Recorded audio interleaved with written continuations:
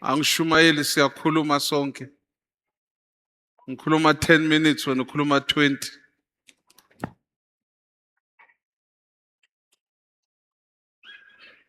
Jeremiah chapter 8 verse 21 or 22.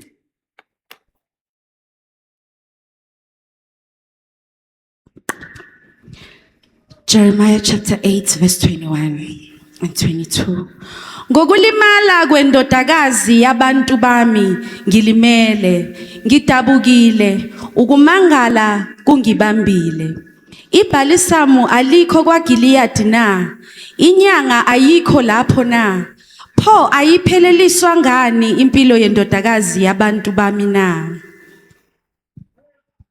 For the head of the daughter of my people am hurt.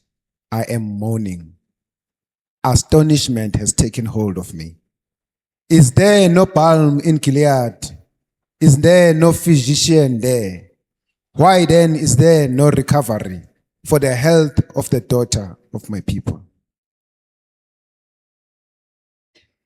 Bo aware ukuthi ku life esiphilayo uma kunomuntu esingamehlisi ebuNkulunkulwini simenza beku level yabantu uNkulunkulu ongathandi ukubona abantu belimele. Kwangathi uNkulunkulu angaxola mhlambe umuntu ashaywe insimbi wayesibhedlela walala ephula usong 2 weeks wasuyaphuma sekapholile nokuthi abone umuntu olimele ngaphakathi. Kungeke kwazeka nokuthi angapholiswa njani naye anganalo ikhambi lokuthi angaphola njani. But isikhalo sibe sinye ukuthi ufuna ukuphola. Isikhathi esiphila kiso manje kunabantu esiphila nabo thina sithathe ukuthi siyaphila nabo nje ku normal kanti kunezikhalo enhlizweni zabo abangazi ukuthi bangathatha yini bahlanganise nani ekukhaleni kwabo tholakala ukuthi akekho ongasiza. Uma kungenzeka athi uvula umlomo uyakhuluma ufuna usizo impendulo azoyithola izomyehlisa kakhulu, even it destroy ne dignity ne esteem yakhe, abone kwangathi uyifailure noma abone kwangathi useless ku life. Kunabantu abavalele izinto enhlizweni zabo eziphathelene ne-head. Omunye ngenzeka walimala sisemncane, but the more akhula nalesilonda sikhula naye.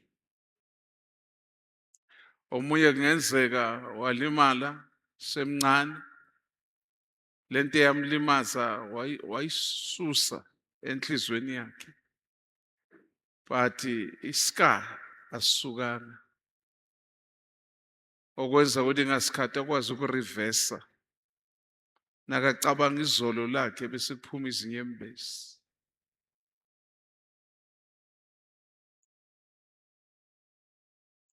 Kwangathi siyibandla singafunda noma sifundisana ukuthi olimele kumele adile kanjani ngehead yakhe. Singachazwa isingisi esikhulu esithi I'm not okay, I'm hurting, but isenzani after ulokho wena ngokwakho wenza njani ngoba isolution kumele ibe khona.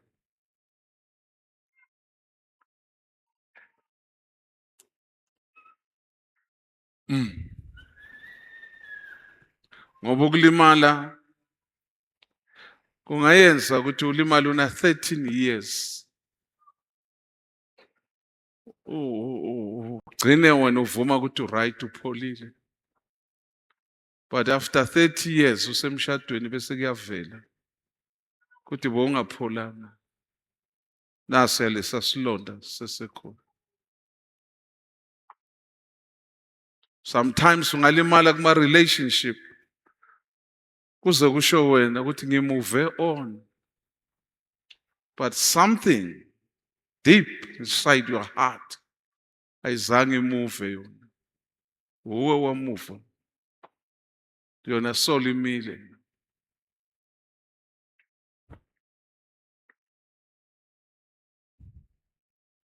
Ngicela siqaleni la ungibekezelela kunodla isikhathi. Elokugcina engilishoyo ithi mina lithi izwi lenkosi umbuzo lo uthi belingekho ibhalisamo kaGiliyad na uma belikhona lo muntu lo bekungamelanga abe nje. Ngamanye amagama impendulo beyikhona, but kulezi insuku siyambonga uNkulunkulu owasipha ibhalisamo elingumoya oyingcwele. Kuko konke okukhulunyiwe the answer sezandleni zikamoya oyingcwele. Meanwhile uhlezi la ukhona. Ref bekashe hlezi alinde esikoleni alinde whatever okuyisifiso sakhe ukuthi aphumele ngaphandle ayosebenza. Meanwhile ungalingisi indoda eyayihlala emathuneni, yathi semathuneni, amen, uyakubona musemathuneni one no hope, no future, cul-de-sac. Futhi uma kwenzeka lapha emathuneni kunethuna eligujiwe kuzobekwa umuntu, ngiyacabanga ukuthi bekumlimaza engqondweni ukuthi who's next. That is why umunye umbhalo uthi the spectacle of an open grave is always thought provoking. Wasazi ulandela ba. But ngithanda lamazwi futhi was same author othi there is no cure for past failure like a present desire. Lamazwi uJesu ngathi wama ngawo in the book of Philippians. Awezwa ama pains, but there was this desire. Kwangathi uJesu uthi ngiyambona ubaba nakangenzela standing ovation nama angels wakhe ngibukuyonqoba emhlabeni ngiza kuye.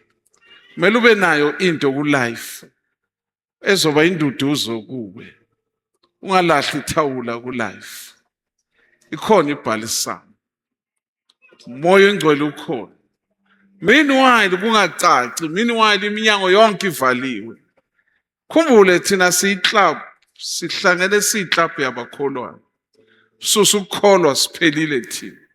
Faka ukukholwa thakathi indini uhlulekile. Ngoba ila siyakhona thina. Glory to Jesus. And ukukholwa kodwa akuphiki reality. Ukukholwa ukuthi angisebenzi. Ukukholwa ukuthi anginamali. Ukukholwa ukuthi amathuba omsebenzi avayo. Ukukholwa ukuthi angisebenzi, but the Lord will make a way. Ngamanye amagama sifundiseni inhliziyo zethu ukuhlakanipha.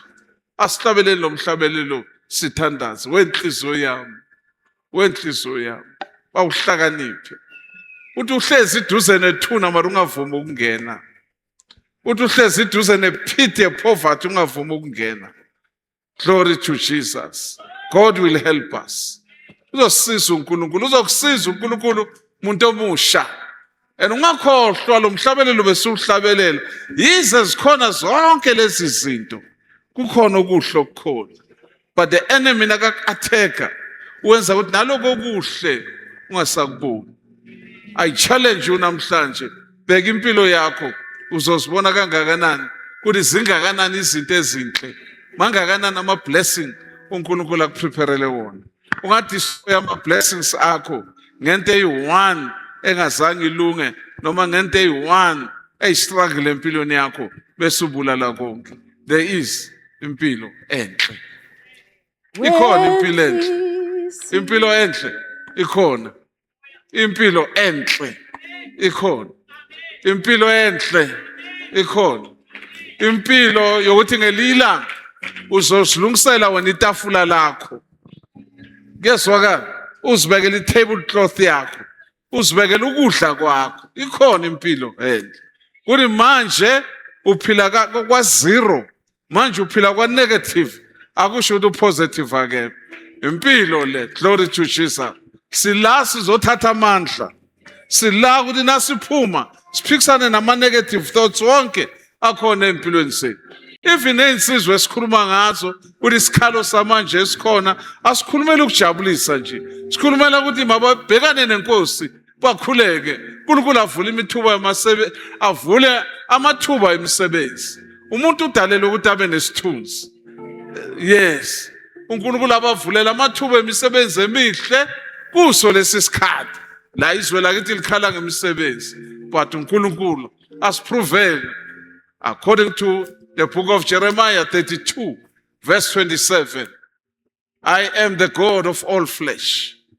Is there anything too hard for me? Amen. Wenhliziyo yami, awukhulume nenhliziyo yakho sisaphuma, awuyitshele ukuthi ihlakaniphe, awuyitshele ukuthi iyekele ukushesha ukwehla kule vehicle lempilo.